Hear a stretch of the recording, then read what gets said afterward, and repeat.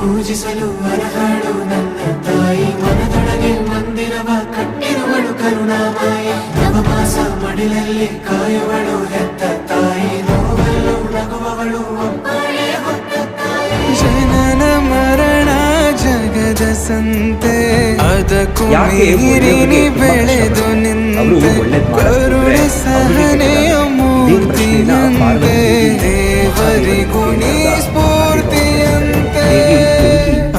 ಅದೃಷ್ಟವು ನನ್ನ ಪಾಲಿಗೆ ಕಂದನು ನಾನಾಗಿ ಹೇ ಹಾರಿ ಹೋಗಿರೋ ಯಾರಿಗೆ ಹೆಚ್ಚು ಕಷ್ಟಗಳು ಬರುತ್ತೋ, ನೋವುಂಟಾಗುತ್ತೋ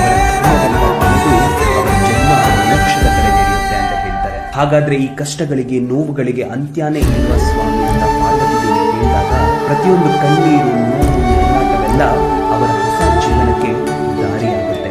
ಅವರ ಹಾಗೆ ಕಷ್ಟಪಡುವಂತ ಜೀವಿಗೆ ಅವರು ಮಾರ್ಗದರ್ಶಕರಾಗುತ್ತಾರೆ. ಮನುಷ್ಯ ಒಳ್ಳೆಯದನ್ನ ಬಯಸಿದಾಗ ಜನರೆಲ್ಲ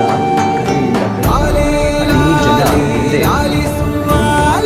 ಯಾವಾಗ ಇಂಥ ಕಷ್ಟಗಳಿಗೆ ಹೆದರದಿರ ಧೈರ್ಯವಾಗಿ ನೀರು